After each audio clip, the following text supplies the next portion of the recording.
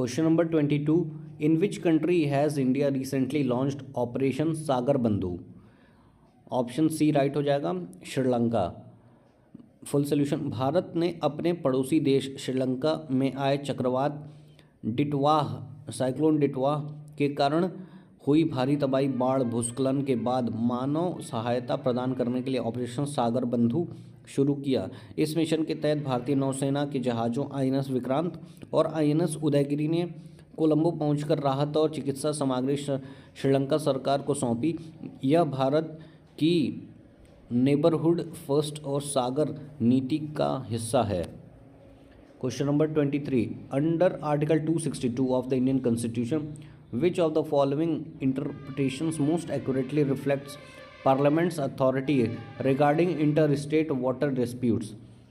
Option B right हो जाएगा, set up tribunals for water disputes and bar Supreme Court review.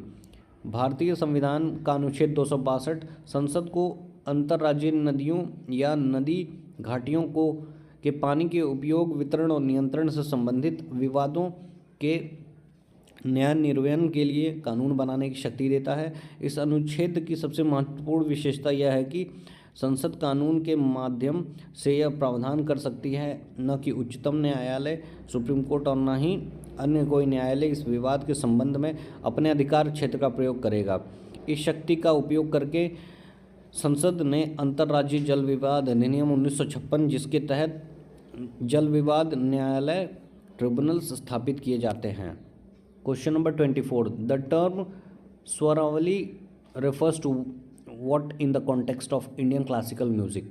Option B right हो जाएगा, A melody composed using the 7 notes of the scale. Full solution, भारतीय शास्त्रीय संगीत में स्वरावली संगीत के प्रारंभिक अभ्यासों को संदर्भित करता है। यह शब्द स्वर और आवली पंक्ति से मिलकर बना है, जिसका अर्थ है स्वरों की श्रृंखला। ये मूल रूप से संगीत के 7 स्वरों सा रे गा मा पा धा नी के विभिन्न संयोजनों द्वारा रचित सरल तान या धुनें होती हैं।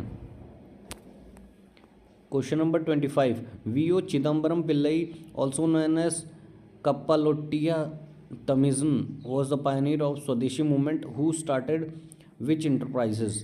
ऑप्शन बी राइट हो जाएगा, स्वदेशी स्टीम नेविगेशन कंपनी।